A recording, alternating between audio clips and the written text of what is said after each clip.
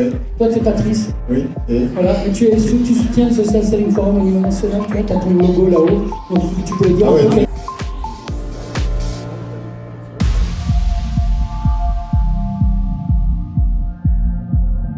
Est-ce qu'on parle d'un produit? Est-ce qu'on parle d'une expérience? Est-ce qu'on parle d'une valeur que tu offres à un marché? Et en fait, c'est un gros défaut qu'on a tous, éditeurs de logiciels ou autres. On a tendance à vouloir parler de produits parce qu'on en est fiers.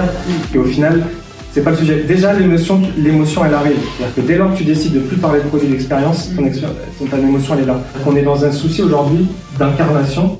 Le temps moyen d'une campagne vidéo qui cartonne, elle reste dans les médias pendant une semaine. Donc autant dire qu'une vidéo sur internet qui parle d'un produit, même si elle a bien marché, au bout d'un moment, elle disparaît dans l'oubli. je voudrais juste pour te répondre précisément sur l'idée, en fait, parler d'un produit aujourd'hui, ça intéresse à peu près personne en réalité. Parler de l'expérience que propose le produit ou que permet le produit, ça intéresse les gens qui vivent cette expérience ou qui pourraient imaginer la vivre. Donc là, déjà, c'est autre chose.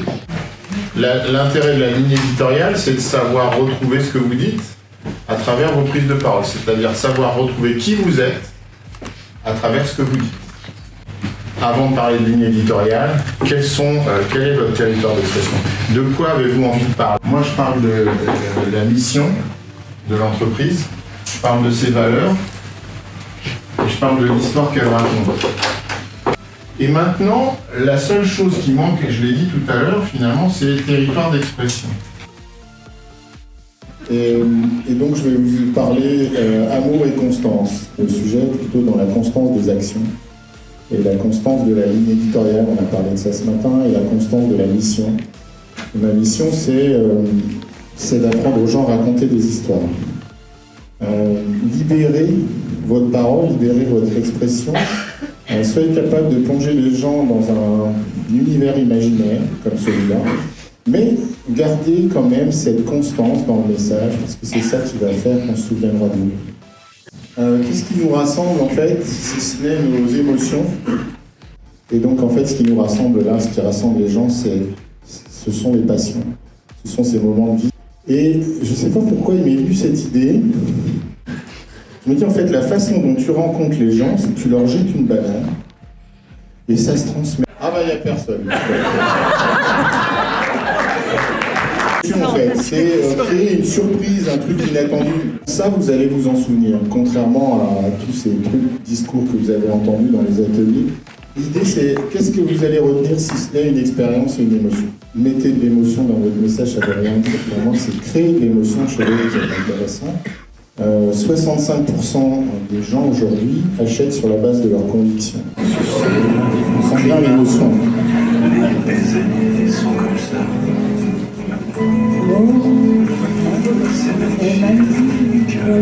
Voilà, la vie c'est magnifique. L'idée c'est de laisser une trace, c'est d'être cette recette que personne n'oublie, qu'on a envie de retrouver.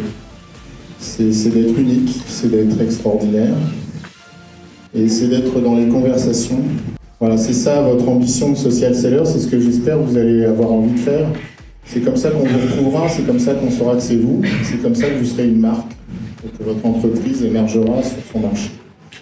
Voilà, c'est grâce à la constance de vos efforts, et c'est aussi, bien sûr, grâce à l'amour que vous portez à vos clients.